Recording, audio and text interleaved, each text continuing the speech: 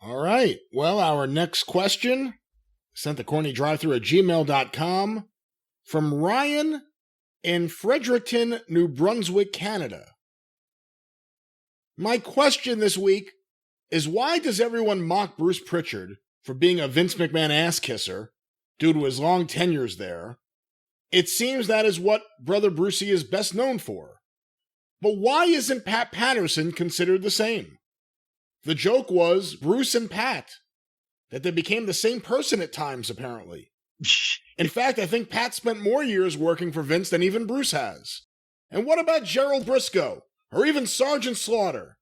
These men spent decades working closely with Vince too. So why does Bruce get branded the way he does, but nobody else?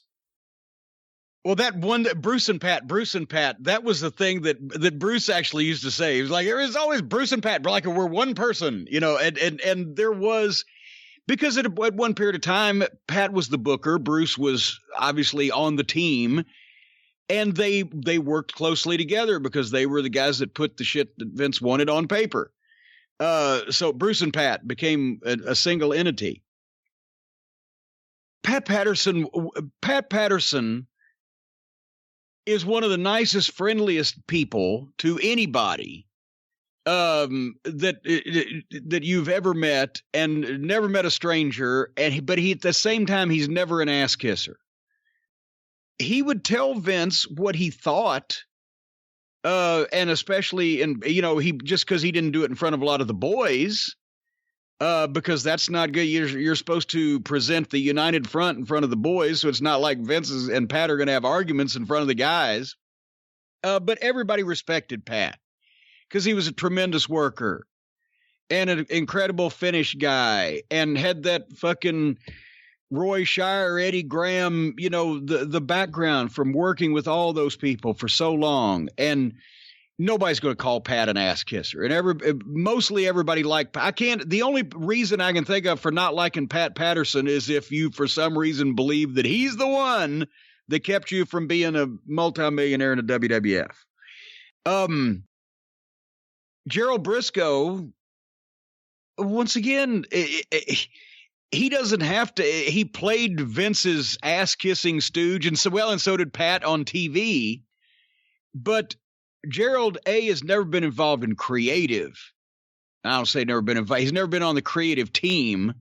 He works as an agent. He does what he can with what he's given. He has not ever been in a position where he needed to kiss Vince McMahon's ass. Sergeant Slaughter for the same reasons.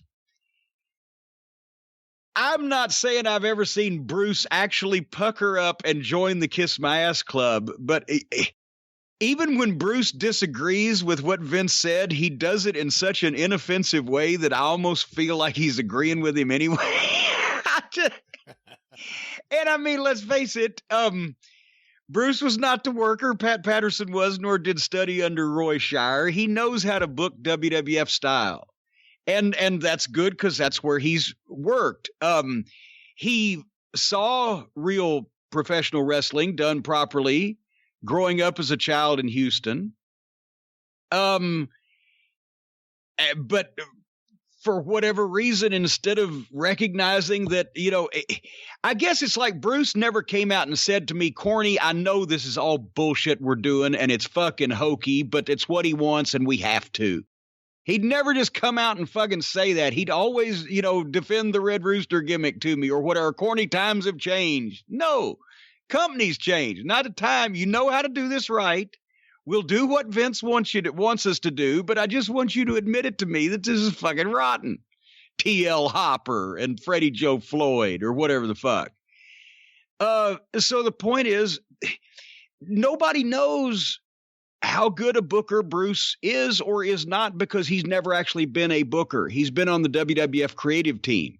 And that's why he is there, because Vince knows that of all the people that have been on his creative teams, Bruce either thinks like him or will give him the closest to the shit that he would come up with himself. And he knows the way Vince likes to do things. But Bruce has never had the chance to book a territory or to book anything, just like anybody that's ever been on the WWF creative team. And that's all they've done. They've never been a wrestling booker because you never get to. You're not the booker if you don't get to write down all the matches, decide who wins, decide who's on the fucking roster, and do all the TV formats. If you don't do that and have the final say, if you don't do that, you're not the booker. And so, Heyman's done that. I've done that. Did Michael Hayes ever book anywhere? I'm just trying to think out loud. I'm not sure. I don't know. But anyway. I don't remember him booking anywhere. I don't know. As a territory, I'm sure he's booked individual events or whatever. But anyway, the point is,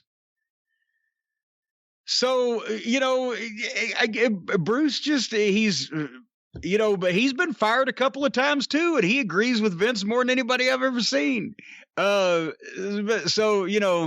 That's it. That is what it is. That's to do that job there. That's why nobody has ever gotten in wrestling aspiring to be the booker of the WWF, because the position has never been open since 1980 fucking 2. Pat Patterson has been the closest one to the actual booker. Well, to be fair, and George Scott. George Scott booked the fucking house shows, but even then Vince had taken over the direction and who. You think George Scott really wanted to fucking push Hulk Hogan like that? Hello? No, I actually think that's one of the reasons why he left was Hogan didn't like him.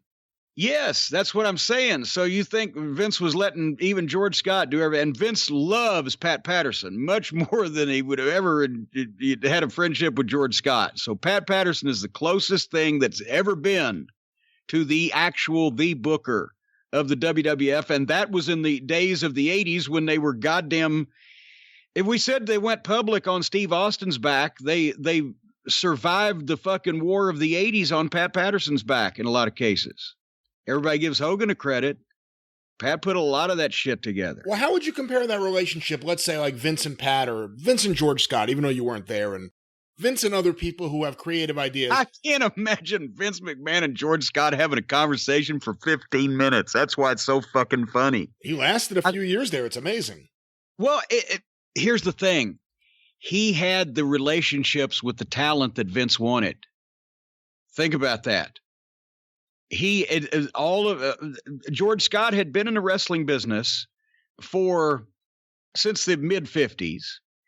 And he had also been the booker in the Carolinas. And I got the same scoop on him then that I've thought in WCW. He was good at the nuts and bolts of things, but he was good at hiring talent that came in knowing how to get over and knowing other talent that they could get over.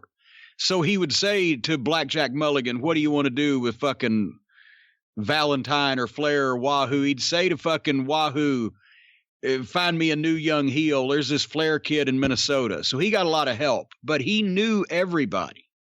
So I think, Vince took him to poach all the talent he wanted. So how would you compare that role under Vince to a booker under Bill Watts? Well, for one thing, Watts, he always knew what was going on with his company, and he obviously had a certain style or things that everything had to be approved. There was a certain style of things that he would not let go on in his territory, but otherwise he was fine with letting his booker book. And I mean, look at the people Buck Robley brought in. Look at Buck Robley, But if it was working and he can see Watts, I can keep an eye on my booker. He won't go out of, fucking whack. That's why Grizzly was never really the booker. Grizzly was his agent, but that's why he paid Grizzly fucking to book for the opposition at one time they were on the outs, because Grizzly was the shits as a booker. He can monitor the situation. Vince can't leave anybody alone. He's still got to do the final fucking polish on anything. So it was more of, and Vince was seeing himself as Walt Disney and everybody else as the fucking, artists. So there was always more control with what Vince wanted to do.